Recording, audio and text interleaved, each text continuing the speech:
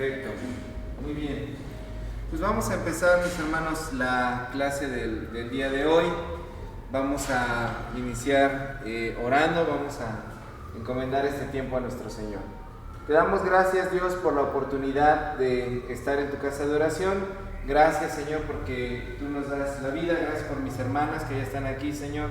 Gracias, Señor, también por mis hermanos que también estarán viniendo, integrándose. Señor, gracias porque tú nos das en tu Espíritu Santo, Señor, la oportunidad de aprender un poco más de ti, Señor, en esta mañana. Guíanos a través de la meditación de tu palabra y resplandece sobre nosotros en el nombre de Jesús. Amén.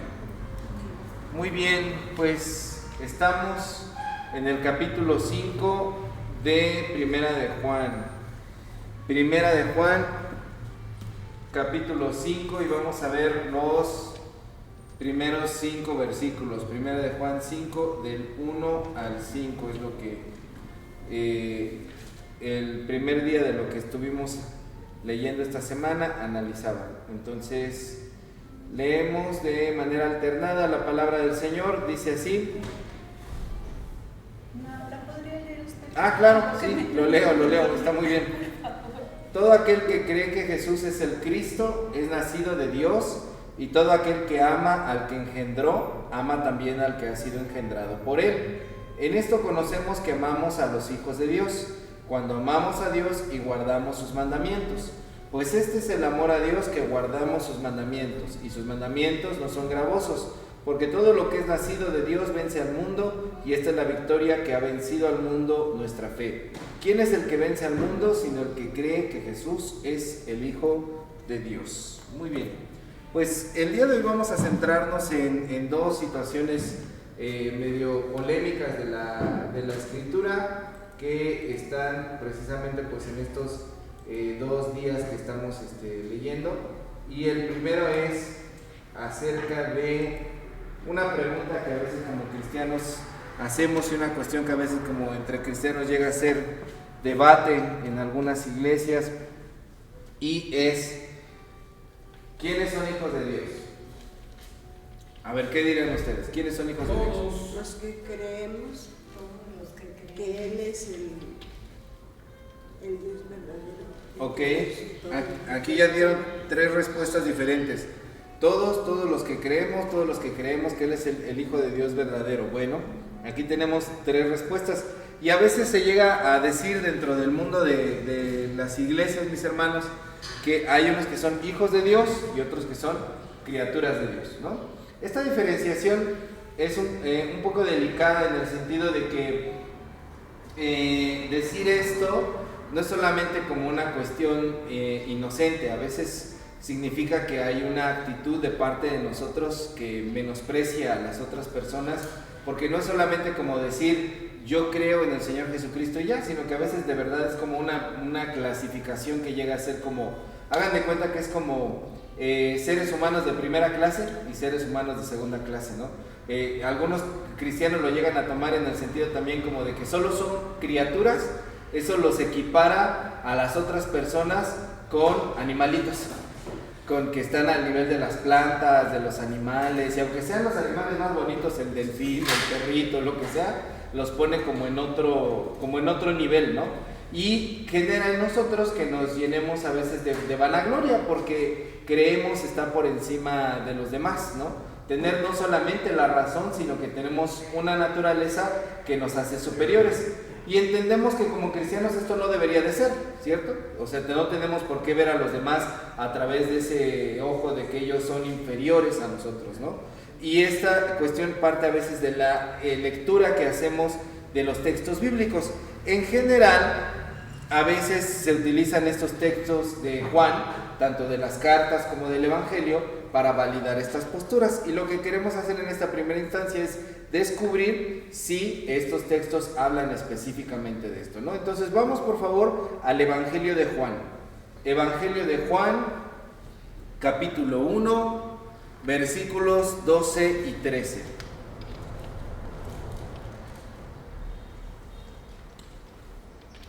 Porque a veces estos versículos, Juan 1, del 12 al 13, se utilizan para negarle a las personas la filiación a Dios, es decir, que no son hijos de Dios.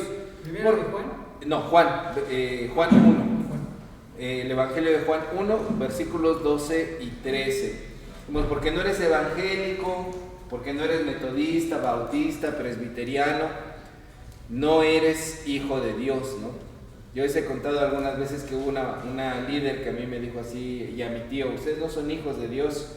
Y yo le dije, yo no sabía que usted llevaba el registro civil del cielo, o sea, porque usted tiene las actas, los libros, así sabe que yo no estoy escrito ahí. Y fue algo que verdaderamente me dolió, que fue algo muy fuerte lo que me dijeron, ¿no?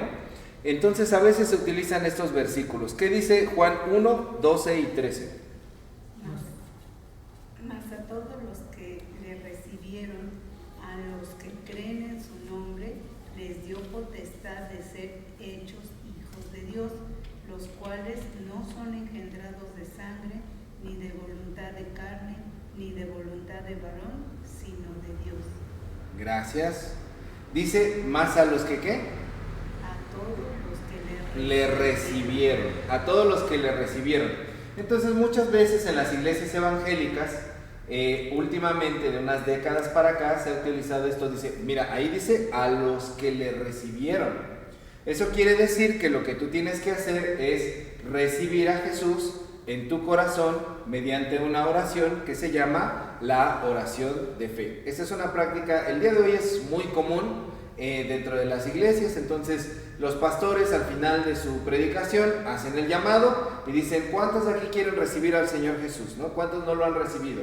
Alzan la manita, les piden que pasen o van hermanos hasta donde ellos están y entonces los dirigen en una oración y les dicen, Señor Jesús, en esta hora yo te recibo como mi único y suficiente Salvador, te acepto en mi corazón, te acepto en mi vida, creo en tu sacrificio, perdona mis pecados, te recibo en tu nombre, amén, ¿no? Entonces dicen, a partir de ese momento ya la persona quedó salvada y lo que hacen es un proceso de seguimiento. Entonces a las personas se les anota su nombre, su teléfono, una forma de contacto y durante la semana o los días siguientes están contactándolos para que puedan ellos estar en la iglesia, ¿no? Ahora yo quiero decir en esto no es que sea incorrecto. Yo mismo puedo decir que a los 18 años hice esa dichosa oración de fe y yo creí en el Señor Jesús porque yo fui metodista desde la cuna. Semana de nacido me presentaron en la iglesia, ¿no? Incluso yo decía, nada más no me llevaron el primer día que yo nací, porque yo nací en domingo a las 11:45. Dije, nos daba tiempo de llegar al templo porque el culto es a las 12, ¿no? Pero hubo que esperar y me llevaron a la semana de nacido a presentarme. Pero de repente pues pasa que los que nacemos en la iglesia a veces no notamos como la necesidad que tenemos de Dios. ¿Por qué? Porque todo el tiempo estuvimos en ese ambiente y es hasta que nos llegan cosas fuertes en nuestra vida que nosotros decimos, yo necesito al Señor Jesús, ¿no? Lo necesito en mi vida. Está con ellos y que Dios no los deja. Ajá. Se confían. Nos confiamos, exactamente, nos pasa eso. Es una bendición que a veces nosotros transformamos en algo negativo por la manera en la que nos conducimos. Sí, mi hermana.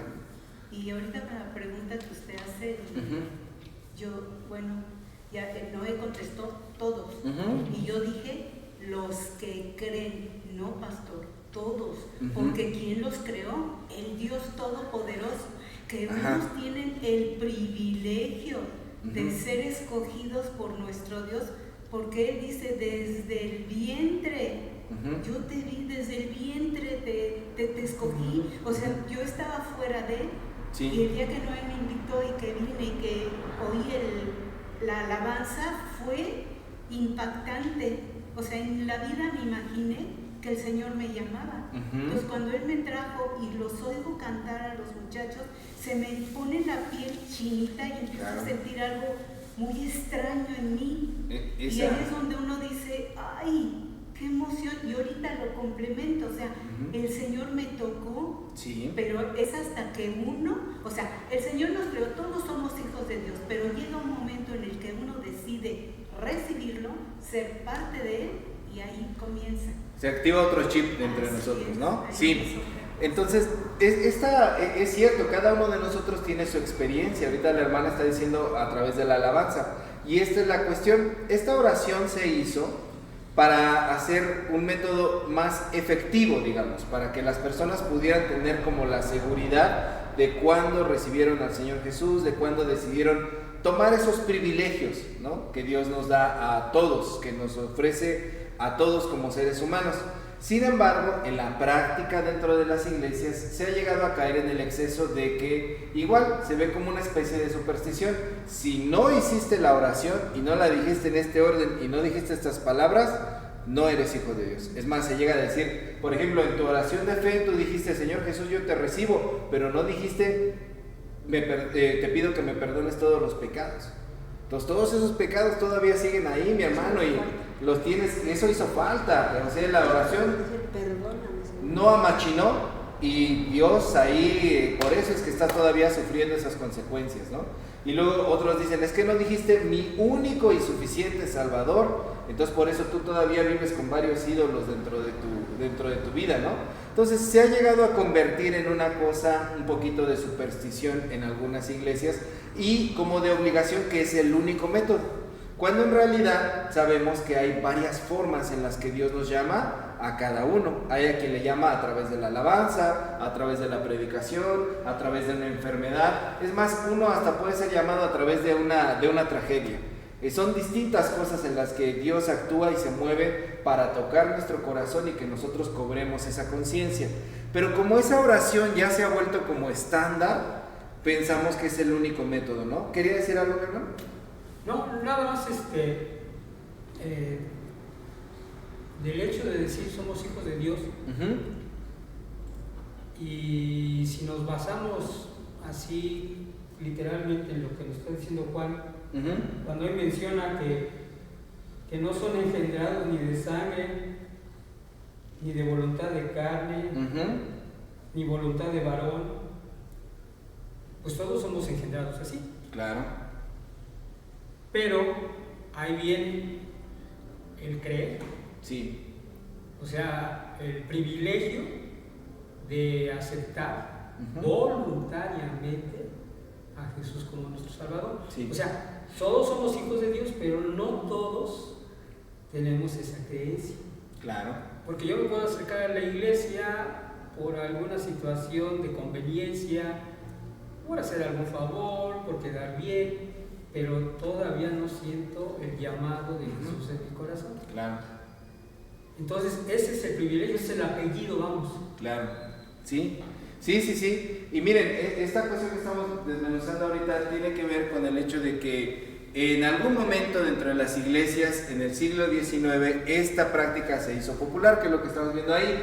En el siglo XIX hubo un pastor llamado Charles Finney, que era presbiteriano, que practicaba algo que se llamaba el banco de los ansiosos. Que era el banco de los ansiosos, que a los que querían recibir salvación los ponía en una banca hasta el frente y decían: ¿quiénes quieren recibir la salvación? Entonces ellos estaban ansiosos por recibir la salvación, y pasaba y oraba por ellos para que recibieran la salvación. Más adelante, ya en el siglo XX, hubo dos hombres muy importantes: Billy Sunday, presbiteriano también, al inicio del siglo XX, y Billy Graham bautista. Bueno, tenía orígenes presbiterianos, pero finalmente fue bautista, que en 1940, pues a partir de 1940, el legado de Billy Graham en el mundo del evangelismo es una cosa gigantesca, ¿no? Ellos perfeccionaron, digamos, el método que tenía este otro pastor Finney de orar para recibir al Señor Jesucristo, y son los que finalmente formulan la oración de fe. Pero fíjense ustedes desde cuándo existe esta oración de fe: desde 1940. Quiere decir que para atrás, 1940 años antes, esa oración en el cristianismo no se practicó, o sea, no era una cosa como obligatoria. Muchas generaciones y siglos de cristianos jamás hicieron esta oración, y podemos estar seguros de que eran hijos de Dios, que tenían la salvación, que creían en el Señor Jesucristo, porque finalmente este es un método que se inventó en 1940. Y hubo otro hombre llamado Bill Bright, que 12 años después, en 1952, él que es presbiteriano, hizo este famoso método de las 4 leyes espirituales, ¿no? De que todos estamos en pecado, Dios nos da la salvación, necesitas encontrar al Señor Jesús en tu corazón, y entonces a partir de ese momento naces de nuevo, ¿no? Esos son, y que incluso nos lo han enseñado como el método evangelístico de las 4 leyes espirituales, ¿no? Pero esto comenzó a existir hasta esos años. Quiere decir que durante casi 2 milenios, estos versículos que nosotros acabamos de leer no fueron interpretados como que tenías que hacer una oración de fe para recibir al Señor Jesús. Entonces, cuando leemos, mas a todos los que le recibieron, a los que creen en su nombre, les dio potestad de ser llamados hijos de Dios, no está diciendo que hay que hacer una oración para recibirlo, para ser hijo de Dios. Este es un método muy bueno, de mucha bendición, yo mismo lo viví, pero no es un método del que esté hablando la Biblia. Eso existió mucho tiempo después. ¿Cómo debemos complementar lo que leemos en Juan 1, del 12 al 13? Bueno, leemos por favor Juan 20. ¿Qué es lo que tenemos que recibir? Juan 20, versículo 31. Juan 20, versículo 31. Quien lo encuentre lo puede leer, por favor.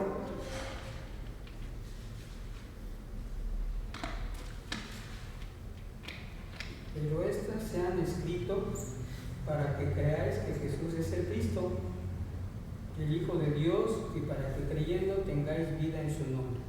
Ajá. ¿Qué es lo que hay que creer? Las señales de Jesús. ¿Y que Jesús es qué cosa? El Hijo de Dios. Jesús es el Cristo, y que creyendo tenemos en él vida eterna. Entonces, ¿qué es lo que está pasando aquí? ¿Qué es lo que está sucediendo en este pasaje? Que se complementa con Juan 1 del 12 al 13. Lo mismo que hemos venido estudiando.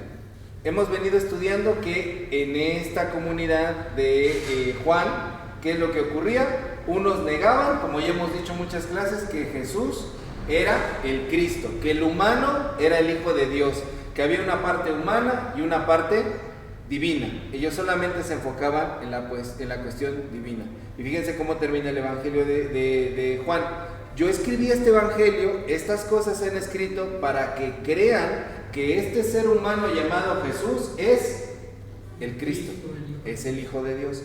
Eso es lo que ustedes deben de creer. Entonces, cuando dice a los que le recibieron, a los que creen en su nombre, lo que está diciendo es la manera correcta de creer, que es lo que veíamos en la clase pasada. La manera correcta de creer es que Dios se hizo humano, que este humano es Dios. Esa es la manera correcta de creer. Esa es la fe correcta del cristianismo. El cristianismo cree estas dos cosas, no cree una cosa sin la otra, porque si nada más creen una cosa somos de New Age, Feng Shui, la nueva era, todas estas cosas meramente espirituales. Y si nada más creemos en Jesús como ser humano, somos del Che Guevara, el comunismo y la mera revolución nada más de todo lo que hizo Jesús. ¿No han escuchado eso que dicen? Jesús fue el primer comunista, Jesús fue el primer socialista porque hizo estas luchas. Bueno, a ver. Estas dos cosas van juntas. Jesús no nada más fue un maestro terrenal, no nada más fue un profeta. Jesús fue el Hijo de Dios, es el Hijo de Dios. Y el Hijo de Dios es Jesús. Entonces, cuando leemos este versículo, lo que está diciendo es eso. Y si volvemos a Primera de Juan, capítulo 5, versículo 1, ¿pueden volver a leerlo, por favor? Todo aquel que cree que Jesús es el Cristo es nacido de Dios, y todo aquel que ama al que engendró, ama también al que ha sido engendrado por él. Aquí este versículo tiene el énfasis de hablar, de confesar a Jesús como un ser encarnado. No está intentando dejar a nadie afuera, lo que está intentando hacer es aclarar cuál es la correcta doctrina del Evangelio. En realidad los escritos de Juan no intentan dejar a nadie afuera como a veces como cristianos hacemos. En realidad los escritos de Juan, al contrario, tienen muchas cosas para integrarnos a todos como en ese plan salvífico del Señor. Y vamos a leer algunos, por favor. Bueno, el primero, ese no lo sabemos, Juan 3, 16 y 17. ¿Qué dice Juan 3, 16? Porque de tal manera amó Dios al mundo, que ha dado su Hijo unigénito, para que todo aquel que en él cree no se pierda, mas tenga vida eterna. Porque no envió Dios a su Hijo al mundo para condenar al mundo, sino para que el mundo sea salvo por Él. ¿A quién dice? Al mundo, el cosmos. Y ya si vamos ahí, es una cosa que no solamente está hablando de los seres humanos, está hablando de una salvación cósmica.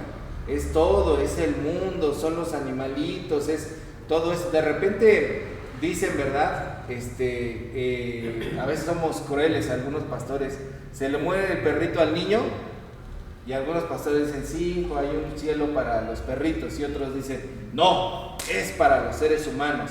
Entonces les olvida Juan 3:16, que dice que envió a su Hijo al mundo, y 17 que dice, para que el mundo sea salvo. Algún día Dios quiere reconstruir toda la creación, pero ya no va a ser una creación bajo el pecado, va a ser una creación perfecta, en donde ya no haya muerte, ya no haya dolor, ya no haya corrupción, ya no haya pecado. Entonces, como pastor, pues dile que sí al niño, dale esperanza al niño, porque los animalitos son parte también importante ya de nosotros como seres humanos, ¿no? Y es una parte muy importante que no debemos dejar fuera. Pero sí, eso de los animalitos son básicos también para Dios, porque uno se puede preguntar, fíjense las dos cosas, ¿por qué le pidió a Noé que llevara una pareja? Ahora viendo, el Todopoderoso no le había dicho a Noé, tu familia y tú, y adelante. Y él los vuelve a crear, ¿no? Exactamente. Pero ahí se ve el amor que siente por los animalitos. Claro. Porque de otra manera, pues yo otra vez vuelvo a crear un león, otro tigre, en fin, otra vez. Qué cosa tan hermosa acaba de decir usted, hermano. Es una cosa muy bella, porque significa que para Dios nada de lo que está en la creación es desechable. No es como, sí, lo deshago y lo vuelvo a hacer. Al fin soy Dios y soy todopoderoso. Es una vida. Para Dios esa vida que Él creó con sus manos es amada, es sagrada, la voy a conservar, la voy a preservar y voy a permitir que la vida continúe, ¿no? Porque no es así como exactamente, deshago la piedra, la vuelvo a hacer, deshago la planta, la vuelvo a hacer, deshago el tigre, lo vuelvo a hacer. No, el Señor se preocupa por eso, y por eso lo pone también, mira Noé, esta vida es sagrada, te la pongo en tus manos, bajo tu cuidado, cuídala, consérvala, protégela, es tu responsabilidad, ¿no? Como fue desde el principio. Bueno, entonces vemos ahí el carácter integrador de la salvación del Señor. El Señor no solamente dice, no, nada más los que hicieron la oración de fe, ¿no? Los demás no me importan. Yo vine nada más a morir por unos cuantos. Los que son metodistas, los bautistas, medio. Los presbiterianos, híjole, me caen medio gordos, pero sí. Y los católicos, eso no, que los salve María, ¿no, verdad? El Señor te preocupa por todos. Juan 1:9, ¿qué dice Juan 1:9?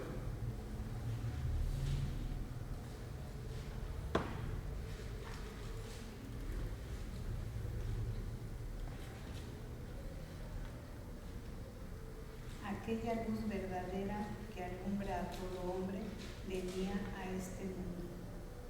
Aquella luz verdadera que alumbra a los metodistas,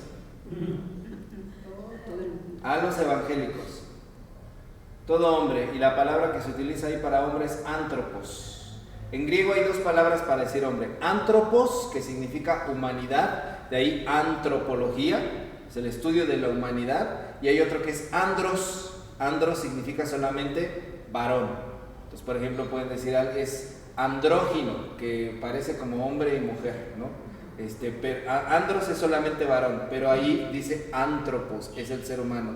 La luz vino a todo ser humano, a todo ser humano, a todo ser humano.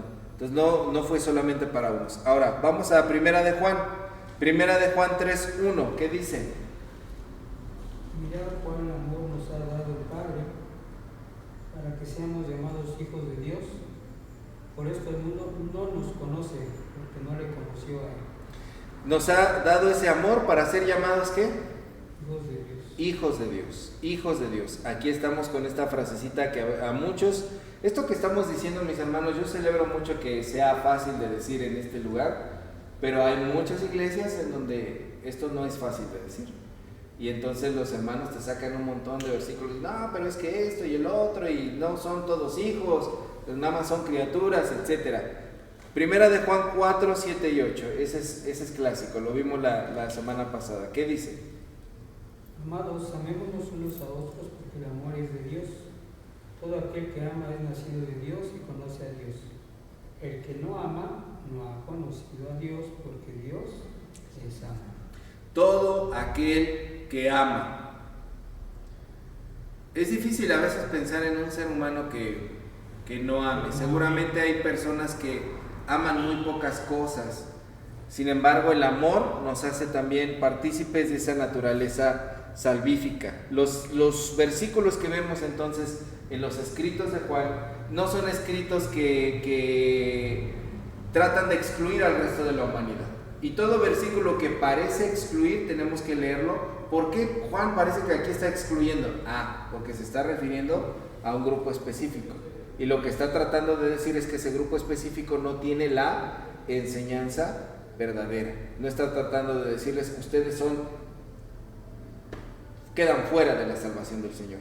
Dentro de los escritos de Juan, esta frase que venía en el libro me gustó mucho: todos somos receptores del amor de Dios, iluminados por Cristo e invitados a vivir como hijos en la experiencia del amor, la luz y la verdad. Lo que decían hace ratito ustedes, todos somos hijos de Dios y todos somos invitados pues a vivir como hijos, ¿no? Porque no todos quieren vivir como hijos. Muchos de nosotros no queríamos vivir como hijos, queríamos vivir como huérfanos, como si no tuviéramos papá, como si no tuviéramos un Padre Celestial, fuera del amor del Señor. Entonces a veces le hablas a alguien, conoce al Señor, conoce a Dios, y entonces, no, yo quiero hacer mi vida, yo quiero hacer lo que a mí me place y a mí me valen todas estas cosas. A veces estas personas pues dicen, pues yo no quiero formar parte de la familia del Señor. Eres parte de la familia, pero quieres vivir como un hijo que está fuera. Entonces por eso todos somos receptores del amor de Dios, a todos nos ilumina Cristo y somos invitados a vivir como hijos, porque no todos quieren vivir como hijos. Bueno, continuamos entonces, mis hermanos, versículos 6 al 13 de Primera de Juan.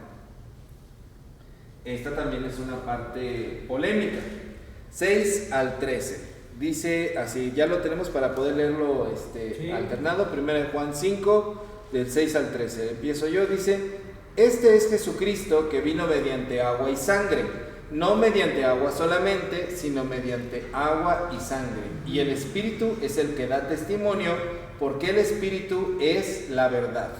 Porque tres son los que dan testimonio en el cielo: el Padre, el Verbo y el Espíritu Santo. Y estos tres son uno. Y tres son los que dan testimonio en la tierra: el Espíritu, el agua y la sangre. Y estos tres concuerdan.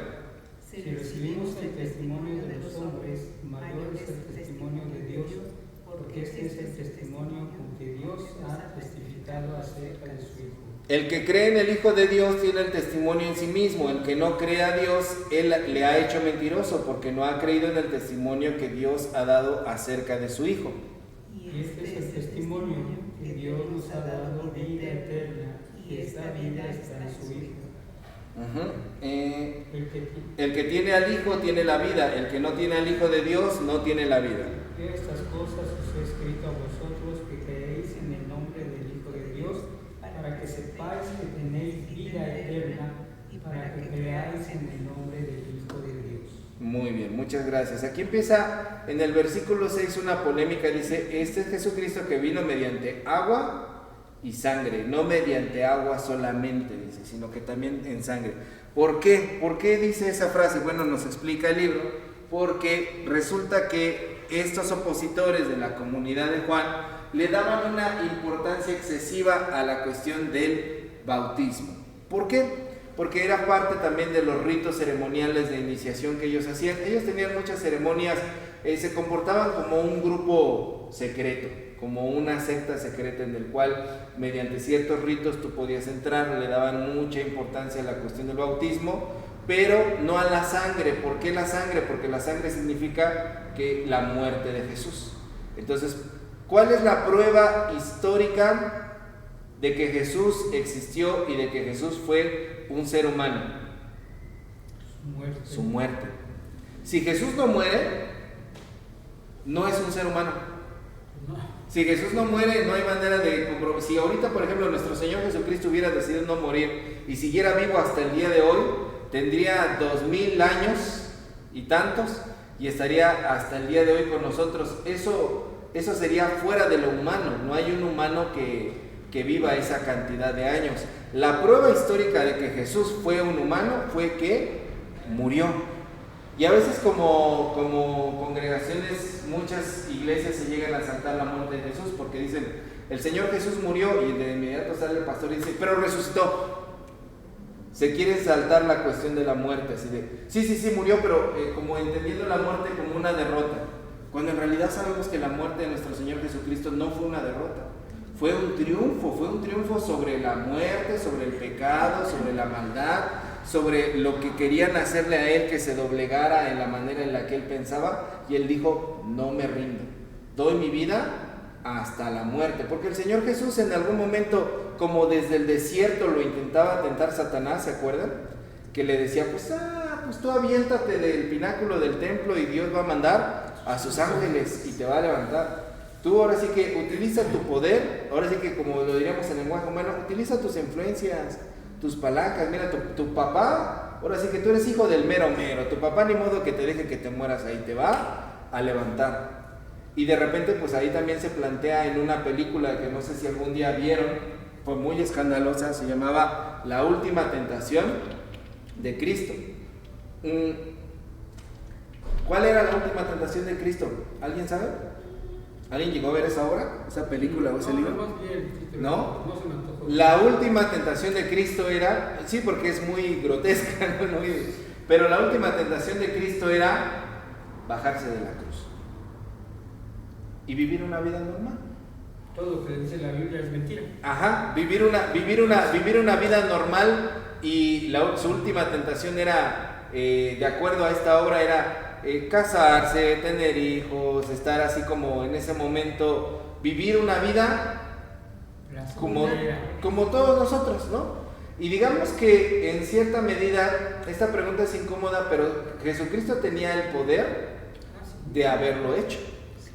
Entonces algunos dicen que Jesucristo se quedó allí porque el Padre se lo ordenó, y yo les digo, no, Jesucristo se quedó ahí porque Él quiso, por amor, por entrega. Fue una decisión propia, porque Él bien pudo haber dicho al Padre, no quiero, papá, y no lo hago, y tengo el poder de bajarme de aquí y de hacer de mi vida lo que yo quiero. Voy a armar el Partido Revolucionario Nazareno, dominamos a los romanos, y mira, ahorita con unos milagros a todos los convenzo de que estén de mi lado, y armamos la revolución y conquista, y hasta el día de hoy ser un rey eterno que jamás muriera.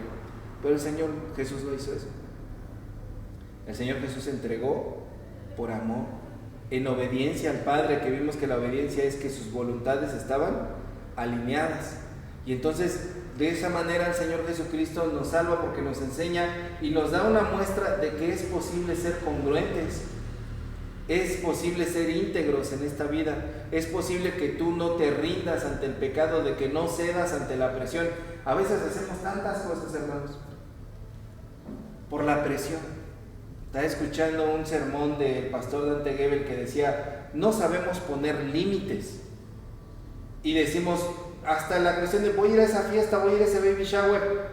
Sí, decimos sí, ¿por qué? Porque no sabemos decir un no. Voy a aceptar ese trabajo, voy a aceptar que me pisoteen, que me pongan más carga de trabajo, voy a aceptar, decía él, hija, te quiero mucho, pero no quiero que me traigas a los bebés nada más como si yo fuera tu niña.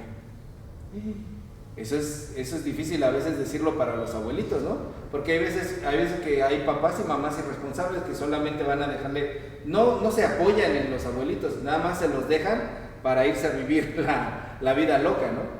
Entonces a veces no sabemos poner un límite, pero el Señor Jesús nos enseñó que es posible saber decir que no. Que aunque la gente te esté diciendo hazlo, participa, hazlo, tú puedes decir que no. Por ahí hay un sketch que vi en algún momento de unos comediantes que salen en YouTube, en donde le manda hablar el jefe al subordinado y le dice, quiero hablar contigo del dinero que no has tomado. No, jefe, yo no tomé ningún dinero. Por eso, Todos aquí en el partido tomamos el dinero. ¿Por qué tú no lo has tomado? Si tú no lo tomas, nos dejas mal a todos. Tienes que tomarlo. No, pero pues si yo no quiero, lo tienes que tomar. Y ya lo que tú hagas con él, haz lo que tú quieras, pero lo tienes que tomar. Y a veces el mundo nos dice así, ¿no? Participa, participa, participa. Pero el Señor Jesús nos enseñó con esto, que con su muerte, que es posible decir no. El imperio le decía que se diera. ¿Qué le dice Poncio Pilatos? Le dice, ¿no entiendes que tienes tu vida en mis manos? ¿Por qué no dices nada? ¿No? ¿Eres rey? Dice, pues eso lo dices tú, ¿no? El Señor Jesús no se rindió ante la presión ni de los sacerdotes, porque si el Señor Jesús hubiera dicho delante de los fariseos, me arrepiento de lo que dije, a lo mejor lo hubieran medio apedreado, pero lo hubieran dejado vivir. Si de repente niega las acusaciones con los romanos, igual a lo mejor lo hubieran dejado vivir. Porque realmente, como le dice Pilatos, yo no encuentro en él delito alguno, ¿no? Pero el Señor Jesús con su muerte enseña que es verdaderamente humano y que en la humanidad es posible vivir como él vivía. Entonces, por eso muchos de los que estaban en contra del grupo de Juan no le hacían mucho caso a la muerte de Jesús, porque la muerte de Jesús es la prueba de que Él existió realmente y de que es un ser humano. Es esa prueba histórica de que verdaderamente nació y murió. Se cierra el ciclo de un ser humano. Y eso es algo que hasta los historiadores no pueden negar, porque está escrito hasta en las páginas de algunos historiadores no cristianos. Algunos historiadores no cristianos tienen puesto ahí, en el año fulanito de tal, hubo un tal Jesús Crestos que fue asesinado por el imperio, etcétera, etcétera, etcétera. Lo ponen ahí en sus registros. Eso es una prueba que no pudieron quitar. No hay prueba de que digan los historiadores, nació en tal lado, pero sí hay un registro que dice, murió. La muerte de nuestro Señor Jesucristo está registrada históricamente. Ahora, sigue avanzando ahí, y el versículo 7, ¿me lo pueden leer, por favor? ¿Qué dice el versículo 7?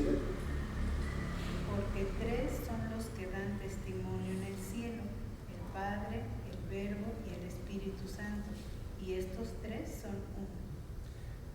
¿Alguien sabe cómo dice en las Biblias modernas esta situación? Este versículo tiene pura traducción ahorita Reina Valera. Sí. Déjenme ver si es que no tenemos la red, pero Ahí en su Biblia que está junto al proyector no viene diferente. no, aquí tengo aquí está. Es que aquí en esta sí tengo la Biblia en varias versiones ya descargada. A ver, les voy a leer la NTV, Nueva Traducción Viviente. Dice el versículo 7, por lo tanto son tres los testigos. Eso es todo lo que dice. Y el versículo 8 dice, el espíritu, el agua y la sangre. ¿Qué le falta? Dan testimonio en el cielo, ¿quién? El Padre, el Verbo y el Espíritu Santo. Dios habla hoy, dice, tres son los testigos, el espíritu, el agua y la sangre, y los tres están de acuerdo. Eso es lo que dice Dios habla hoy. Nueva Biblia Viva. Nosotros sabemos, aquí está, por qué Dios lo proclamó con gran voz desde el cielo en el momento en que lo bautizaba y también cuando moría, no solo en su bautismo, sino también en la hora de su muerte, y el Espíritu Santo siempre verás, lo afirma también. Así que tenemos tres testimonios, la voz del Espíritu Santo en nuestros corazones, la voz que habló desde el cielo cuando bautizaban a Jesús y la voz que habló poco antes de su muerte. Y traducción lenguaje actual dice, son tres los que nos enseñan que esto es verdad, el Espíritu de Dios, el agua del bautismo y la sangre que Jesús derramó al morir en la cruz. Y por último, a ver qué versión más, NBI, Nueva Versión Internacional. Dice así, tres son los que dan testimonio y esos tres están de acuerdo, el espíritu, el agua y la sangre.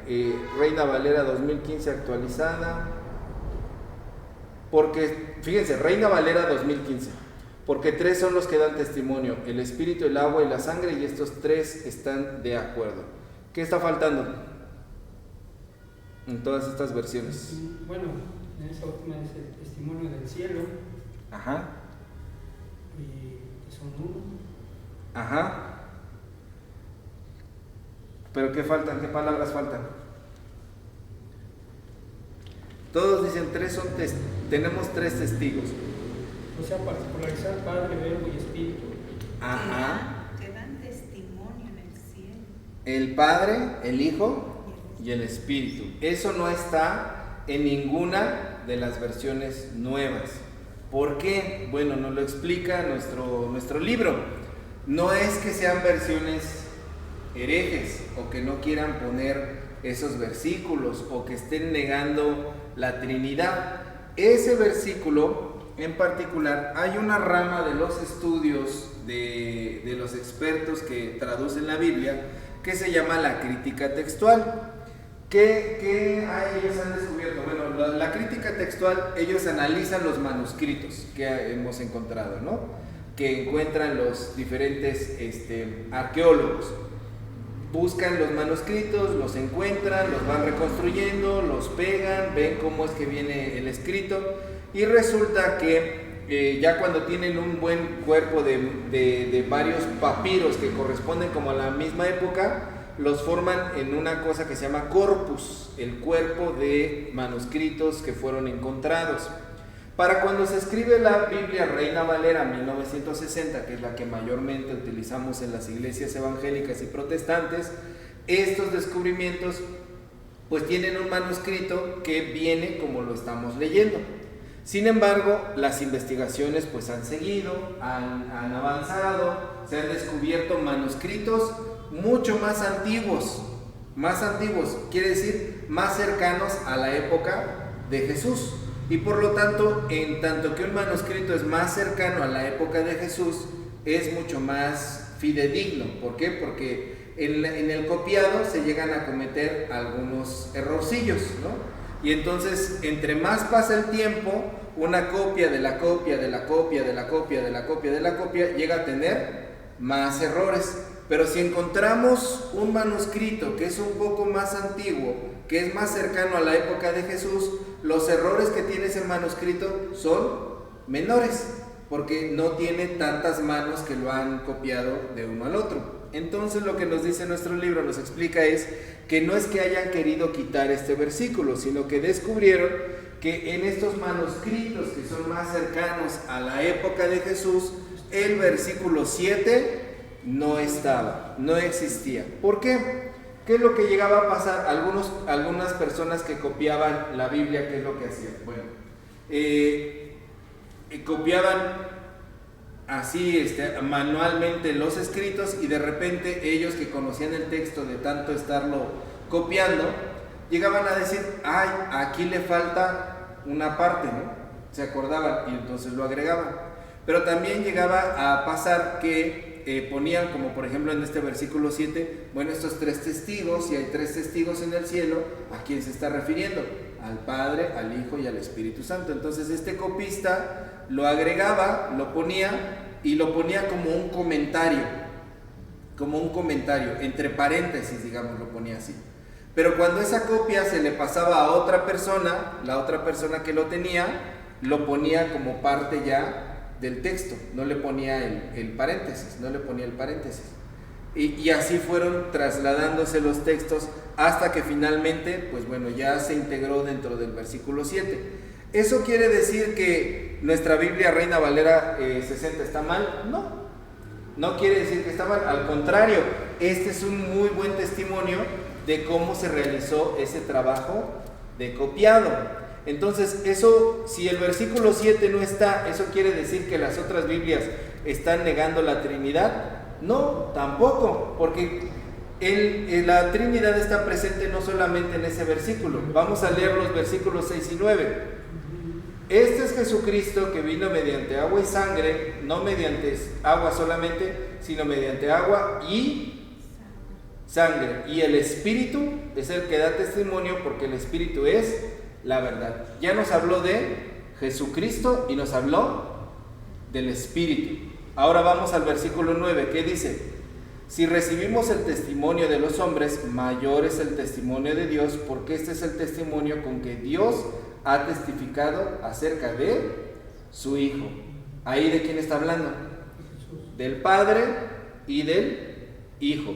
En el versículo 6 y en el versículo 9 está hablando del Padre, del Hijo y del Espíritu Santo. En esos versículos está hablando del Padre, del Hijo y del Espíritu Santo. Se está afirmando la Trinidad. Por eso es que a la persona que copió el versículo 7 dijo, si hay tres que dan testimonio en el cielo, son el Padre, el Hijo y el Espíritu Santo. No se lo inventó, es algo que está dentro del texto. Por eso se le hizo lógico ponerlo. Este pasaje nos está hablando tanto del Padre, del Hijo y del Espíritu Santo. Está mencionando la Trinidad. Entonces, algún escriba decidió agregar esa nota siguiendo la lógica del texto. Sí. ¿Por qué? Porque en la antigüedad, para dar testimonio de algo, se necesitaba de 2 o 3 testigos. De 2 o 3 testigos. Entonces dijo, ¿quiénes son los 3 testigos que nos dan testimonio de que Jesucristo es Hijo de Dios, de que Él es Dios, de que Él es verdadero? El Padre, el Hijo y el Espíritu Santo. Y eso lo vio en el versículo 6 y lo vio en el versículo 9. Y ahora nos dice también que da testimonio, bueno, ahorita vamos a ver qué es lo que significa el agua y la sangre. Pero vamos a ver esto de los 3 testigos, por favor, si alguien nos puede ayudar buscando Deuteronomio 17:6. Deuteronomio 17:6.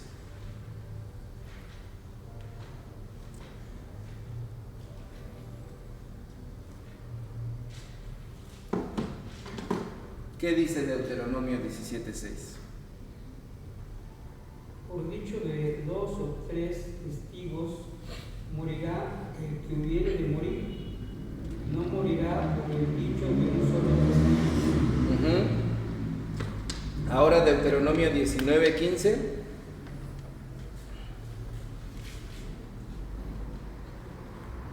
No se tomará en cuenta a un solo testigo contra ninguno que en cualquier delito ni en cualquier pecado, en relación con cualquier ofensa cometida.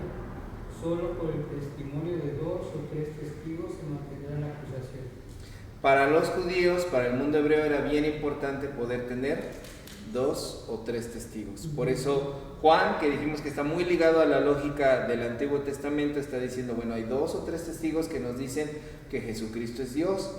Dice, en la tierra, el agua, la sangre y el Espíritu. En el cielo, el Padre, el Hijo y el Espíritu Santo, ¿no? Bueno, entonces esta lógica es bien importante y esto es muy polémico, mis hermanos, porque de repente hay muchos hermanos, hay muchos pastores y hay muchos videos en internet que dicen, no leas las Biblias modernas porque están tratando de negar la Trinidad.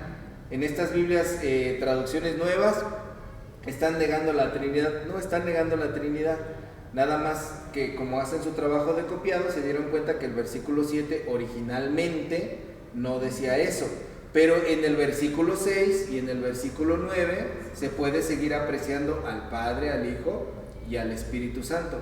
Es decir, quienes están haciendo las traducciones no son seres malvados que están en un laboratorio haciendo así, ñaca, ñaca, vamos a desviar a todos los cristianos y vamos a hacer una Biblia malvada. No, están tratando de hacer su trabajo lo mejor posible. Ya hemos dicho aquí varias veces, hay que orar mucho por ellos, porque hacen lo mejor que pueden con lo que tienen. Pero bueno, entonces vemos que es importante el testimonio de 2 o 3. ¿Por qué? ¿Qué es lo que significa el agua, la sangre y el Espíritu en esta ocasión? Bueno, el testimonio es muy bonito. Ya dijimos, el agua puede significar el bautismo del Señor, la sangre es su muerte y el Espíritu pues es el Espíritu Santo. Pero hay una respuesta aún más bonita, hermanos, aún más bonita. Y está en Juan 19, 30 al 37. A ver, ¿qué dice Juan 19, 30 al 37? Cuando Jesús hubo tomado el vinagre, dijo, consumado es, y habiendo inclinado la cabeza, entregó el Espíritu. Entonces los judíos, por cuanto era la preparación de la Pascua, a fin de que los cuerpos no quedasen en la cruz en el día de reposo, pues aquel día de reposo era de gran solemnidad, rogaron a Pilato que les quebrasen las piernas y fuesen quitados de ahí. Vinieron pues los soldados y quebraron las piernas al primero y asimismo al otro que había sido crucificado con él. Mas cuando llegaron a Jesús, como le vieron ya muerto, no le quebraron las piernas. Pero uno de los soldados le abrió el costado con una lanza y al instante salió sangre y agua. Y el que lo vio da testimonio, y su testimonio es verdadero.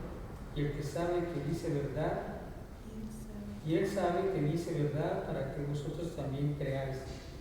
Porque estas cosas sucedieron para que se cumpliese la Escritura. No será quebrado hueso suyo. Y también otra Escritura dice, mirará al que traspasara.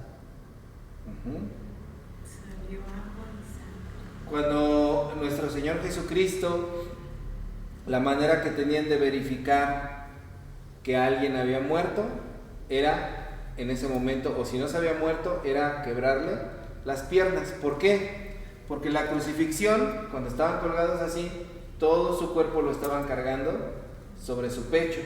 Entonces eso a las personas que estaban crucificadas les provocaba asfixia. Tenían el apoyo, el soporte de las piernas. En el momento en el que les quiebran las piernas, ya no tienen ningún soporte abajo. Entonces se van totalmente para adelante y mueren ahí asfixiados. Y eso querían hacer con el Señor Jesús. Pero dice ahí el relato que cuando llegan para ver quebrarle las piernas, se dan cuenta de que él ya está muerto. Y había esta profecía en el Antiguo Testamento que decía que del Mesías no sería quebrado ningún hueso de él. Entonces, ¿qué es lo que hacen para verificar que realmente ya se murió? Con la lanza. ¿Y qué es lo que sale de ahí? Sangre y agua. Pues cuando dice que nos da testimonio de eso, la sangre, el agua y el espíritu, el pasaje inició diciendo que el Señor Jesucristo expiró y entregó el espíritu. Ahí está el primer elemento. Y después, cuando lo cortan, sale la sangre y el agua. Esos tres elementos son el testimonio de que las profecías se estaban cumpliendo en él, de que él era el verdadero Mesías, de que él entregó hasta la última gota de su sangre. Entonces el agua, la sangre y el espíritu no solamente son símbolos de su bautismo, de su muerte y de su misión, sino de que son símbolos de que en él se estaban cumpliendo todas esas cosas que se habían profetizado desde el Antiguo Testamento. Por eso dice ahí Juan, estos son los que dan testimonio de que él es el Hijo de Dios. Porque todas las profecías, hasta la última, al pie de la letra, se están cumpliendo en nuestro Señor Jesucristo. No le quebraron los huesos, sino que de su cuerpo salió sangre y agua. Había un teólogo que decía una imagen muy hermosa, decía, hagan de cuenta que imagínense el monte, y encima del monte la cruz, y en la cruz a Jesús. Imagínense que ese monte está en lo más alto del mundo, y que cuando le clava la lanza al Señor Jesucristo, de ese cuerpo brota sangre y agua, y esa sangre y agua se derrama y se esparce en todas las personas que están en el mundo. Entonces, cuando nosotros recordamos la muerte del Señor Jesús, hagan de cuenta que esa sangre y esa agua nos está a nosotros salpicando. Es una cuestión muy, muy física de lo que está sucediendo ahí. Es una imagen muy hermosa de cómo ese sacrificio nos alcanza a nosotros hasta el día de hoy. Su sangre que nos lava todo pecado y el agua que nos limpia de toda maldad. Y nos entregó su espíritu. Todo está brotando desde la cruz, llenándonos a nosotros, vayándonos desde la cabeza hasta la punta de los pies. Es lo que está pasando ahí, como si fuera una especie de aspersor desde ahí. Está brotando hacia nosotros. Entonces, esta imagen que tenemos aquí, por eso es que dice Juan, este es el testimonio que nosotros tenemos, que eso verdaderamente pasó.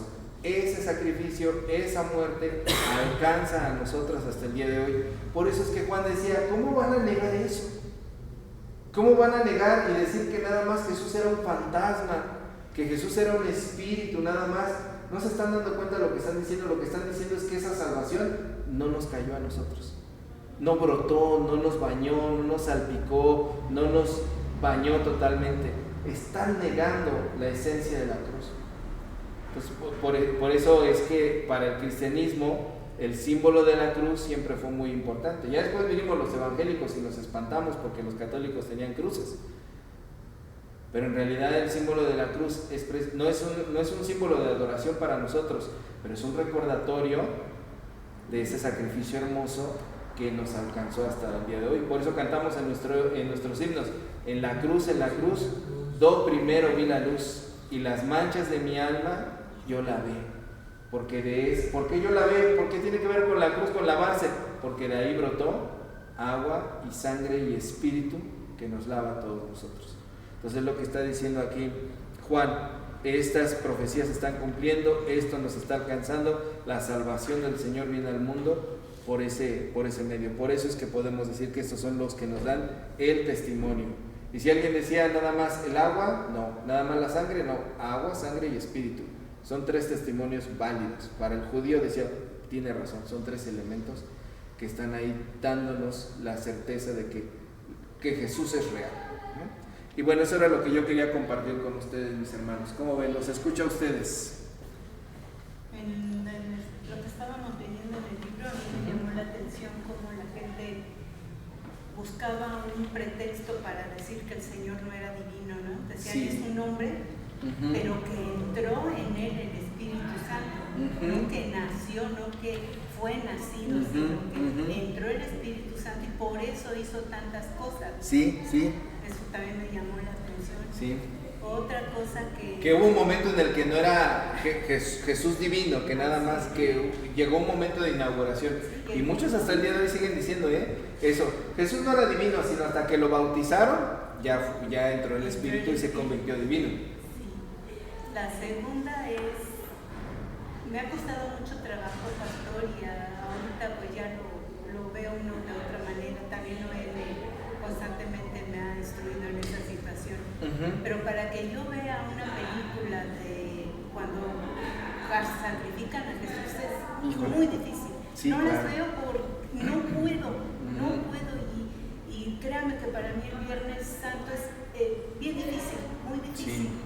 Y él constantemente me dice, velo del otro lado, velo, ese día fue donde llegó, y ahorita lo acaba de decir usted. Sí. No lo había visto desde ese punto, ¿no? Ese día fue cuando él derramó todo su amor por nosotros, nos bañó, nos tocó, o sea, y es difícil porque lo estás viendo morir por nosotros, lo estás viendo ahí sufrir, y es así como que te duele, y dices, wow. Y volviendo a Juan, híjole, cómo constantemente está diciendo, ámense, si se aman, son de Dios, si no se aman, son mentirosos. Y en la semana de lo que vimos de la explosión, le digo a Noé que me llamó la atención lo que hace también la Iglesia Metodista cuando va a hospitales, que ayuda, ¿no? Sí. Cómo hay gente que llegó a apoyar, llevó comida, llevó agua, llevó solidaridad, gente que trataba de ayudar. No podían hacer más porque esto fue tremendo. Sí. Sin embargo, sí se ve el amor de Dios reflejado en las personas que fueron apoyando, que estuvieron ahí apoyando, que siguen, me imagino, hasta el momento, apoyando, y no deja de dolerte esa situación. Pero le decía, mi hijo me dijo que me había puesto en un grosso teléfono, ¿por qué Dios nos castiga? O sea, ¿cómo? O sea, fue la irresponsabilidad de un tipo que llevaba bajo su resguardo gas, algo peligroso. Sí. Sin embargo, no lo pensó, fue muy irresponsable y trajo una consecuencia tal que de verdad, wow, ¿no? Sí. Tremendo. Y le doy gracias a mi Dios porque justamente en esos momentos mi hijo pasa por ahí. Y en cuanto supe, luego le marqué y me contesta y me dice, ya estoy en casa, mamá. Bendito Dios, porque es el camino de mi hijo. Pasa por esos lugares, pasa por ahí. Pero cuando me contesta y me dice, ya tanto Caleb como yo ya estamos aquí. ¡Ay, mi corazón! Gracias Dios, porque Él nos cuida, Él nos protege, Él está al pendiente y nos dice en qué momento pasar, en qué momento quedarte. Es hermoso. Es muy hermoso lo que usted acaba de decir, hermana, porque es una cosa de aprender a ver la realidad con otros ojos. Esto yo lo celebro mucho porque igual, o sea, aquí estamos hablando, estas polémicas existen desde estos tiempos que estamos estudiando, ¿no? Y hay gente que diría, pues bueno, fue solamente ayuda humanitaria y ya, que de hecho así le llaman, ¿no? Ayuda humanitaria, ¿no? No estoy diciendo que no lo sea, pero cuando aprendemos a ver los sucesos de la vida con los ojos del Evangelio y con los ojos de lo que nos llama Juan a poder ver, vemos esto. No solamente fue ayuda humanitaria, fue el amor de Dios manifestado a través de las personas. Y ahí podría haber muchos pastores que dijeran, pero es que, a ver, ¿por qué es que es el amor de Dios? ¿Son cristianos? Pues no estás leyendo ahí que dice que el que ama es nacido de Dios y conoce a Dios. A lo mejor les falta instrucción en la escritura, el poder acercarse más, pero si lo están haciendo de esa manera, es el amor de Dios. Ellos son instrumentos del amor de Dios y lo están haciendo para poder ayudar. Y ahí no están haciendo división de decir, yo soy de esta denominación, yo soy de esta religión. Simple y sencillamente están amando a sus prójimos y yendo a ayudar, y están haciendo algo que a veces dentro de las iglesias, por poner estas barreras y poner estas divisiones, no hacemos. Y entonces eso no fue solamente ayuda humanitaria, fue el amor de Dios manifestado a través de esas personas. Y qué bueno, porque la ayuda, como es el pueblo mexicano, ¿no? El pueblo mexicano a veces lo leemos con muy malos ojos, y cierto que tenemos un montón de defectos, pero si algo caracteriza al pueblo mexicano, y eso lo reconocen hasta a nivel mundial, es la cuestión de la solidaridad, el amor entre prójimos. Ante cualquier circunstancia difícil, ahí está el mexicano que sale a ayudar, que presta su combi para trasladar, que lleva comida, que va a donar sangre, que lleva, o sea, están ayudando de múltiples formas, ¿no? Y ese, podemos decir, esa es una esperanza que nos hace pensar que no todo está perdido, que en nuestro México el amor de Dios sigue existiendo. Faltan muchas cosas, por supuesto, para que podamos aprender a vivir en ese amor, etcétera, pero México sigue bajo bajo ese cobijo del Señor Dios, ¿no? Podemos dar ese testimonio. Bien, gracias, hermana. Hermano Noé. Bueno, son en mi mente, necesito ya traer mi lapicito para apuntar todas las cosas. Pero desde la oración de fe, sí, hasta antes de Jesús y hasta nuestra actualidad, pues se ha ido madurando esa situación. Claro. El Señor primero ve a Juan el Bautista, ¿y qué les dice? Arrepiéntanse, porque el reino de los cielos está cerca. Sí. El hecho de arrepentirse y él invitarnos a bautizar ya es una fe. Claro. Posteriormente Jesús lo madura. Sí. Los mismos discípulos le preguntaban, Señor, ¿y cómo vamos a orar? Sí. Enséñanos a orar. Y les enseña el Padre nuestro. Rotundo. Sí. No le sobra ni le falta una coma ni punto. Sí. Completa. Posteriormente Juan, pues ya leyó el Antiguo Testamento, ya leyó el Nuevo Testamento, lo que había de los evangelios, él mismo escribe su evangelio y va a reafirmar esto, pero con no creyentes. Hay que traspolarlo de los judíos, creyentes y no creyentes, sí, hacia otro continente, que traían muchas creencias diferentes, herejías y demás. Entonces, tanto Juan como Pedro y Pablo lucharon contra estas gentes, sí, para que ellos, como lo vimos la semana pasada, se diera a conocer las buenas nuevas de salvación, claro, el Evangelio. Entonces, vemos cómo va madurando, y todo lo que se reafirma ya en la salvación del hombre, tenía yo en mi cabeza también, cuando dice, verdaderamente ama, o nada más lo está demostrando. Entonces, un amor, lo mismo lo dice la Biblia, no es con fingimiento, no es... El amor no fingido. Exactamente, entonces desde ahí ya nace el amor de una persona creyente. Claro.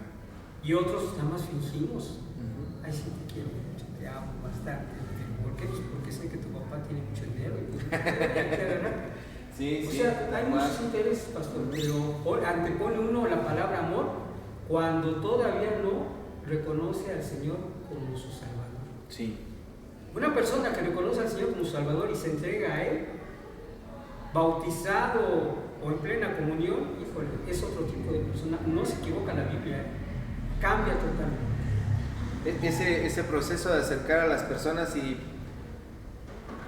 hoy en día muchos, me gusta mucho como lo dicen hoy muchos pastores modernos, hablan acerca de conocer tu identidad en Cristo. Más que la cuestión de la oración de fe, ya empiezan a usar este término que dice conocer tu identidad en Cristo, que es decirle a las personas, tú eres hijo de Dios, tú eres hija de Dios. O sea, date cuenta de quién eres, a dónde perteneces y lo que eres. No puedes seguir viviendo así, eres hijo de Dios. Entonces, decirle a la persona como sus credenciales, como su acta de nacimiento, mira, tú eres esto, tú no eres un pecador, tú no eres un fracasado, tú no eres un perdedor, tú no eres un violentador, tú naciste siendo hijo de Dios y papá te está llamando a que regreses a casa, a que te des cuenta de eso. Y estas cuestiones, digo, como usted bien lo dice, cada generación de cristianos lo va madurando cada vez más, ¿no? Y me gusta mucho eso porque de verdad a las personas cuando se les habla de esa manera, yo solamente veo como el hijo pródigo, nada más salen las lágrimas, porque a mí esa parábola me impresiona mucho cómo el hijo iba pensando, le voy a decir esto a papá y le voy a decir aquello, y ya cuando llega con el papá no puede decir nada porque el papá nada más lo abraza y le dice, tú eres mi hijo, o sea, vamos a hacer fiesta porque mi hijo era perdido y ahora está en casa. Y yo creo eso, creo que el amor de Dios nos vence, y cuando el amor de Dios, por más argumentos que tengas, te quedas sin palabras y solamente escurren tus lágrimas. Y ese proceso poco a poco como cristianos lo vamos madurando y en algún momento se va enunciando de una forma, se va enunciando de otra forma, y hoy en día necesitamos decirle a la gente, recordarle quién es, recordarle que sí, que son hijos de Dios y por lo tanto acepta al Señor como tu Salvador, porque tú ya eres hijo, nada más es cuestión de que quieres volver a la casa, que quieres volver a familia, aquí te estamos esperando.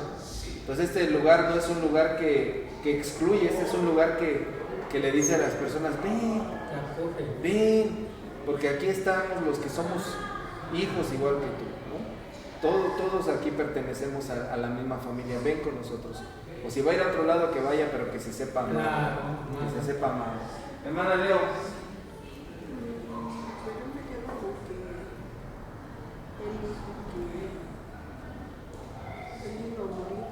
Y derramó su sangre para el mismo de todo el mundo, no se llamó a nadie.